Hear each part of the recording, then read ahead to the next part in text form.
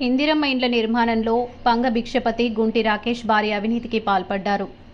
తెలంగాణ రాష్ట్ర ప్రభుత్వం చేపట్టిన నిరుపేదలకు ఇందిరమ్మ ఇండ్లు నిర్మించే కార్యక్రమంలో జయశంకర్ భూపాలపల్లి జిల్లా మహముత్తారం మండలంలోని మహబూబ్పల్లి గ్రామంలో ఇల్లు లేని నిరుపేదలు అయినటువంటి ఎస్టీ గిరిజన నాయక్పోడ్ ఆదివాసి పేర్లు L1 లిస్టులో వచ్చినవి. మహబూబ్పల్లిలోని ఇద్దరు మోసగాళ్లు పంగ భిక్షపతి గుంటి రాకేష్ పెద్ద మొత్తంలో డబ్బులు లంచాలు తీసుకొని ఇల్లు లేని అర్హులైన నిరుపేదల పేర్లను సెలక్షన్ లిస్టులో నుండి తొలగించి ధనవంతులు భూస్వాములు ఇండ్లు ఉన్న వారిని అనర్హుల పేర్లను పెట్టినారు. ఇది ఏమి అన్యాయమని గ్రామ పెద్దలు ప్రజలు అందరూ కలిసి అడిగితే మాకు తెలియదు, అధికారి ఎంపీడీఓను అడగండి అన్నారు. మహముత్తారం ఎంపీడీఓ గారిని వివరణ కోరగా పంగ భిక్షపతి గుంటి రాకేష్ ఇచ్చిన పేర్లు పంపించాము అన్నారు.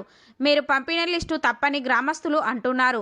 గ్రామస్తులు తిరగబడే అవకాశం ఉంది అని ప్రజలు అడగగా నాకు ఏమీ తెలియదు, పంగ భిక్షపతి గుంటి రాకేష్ని అడగండి అని తెలిపారు.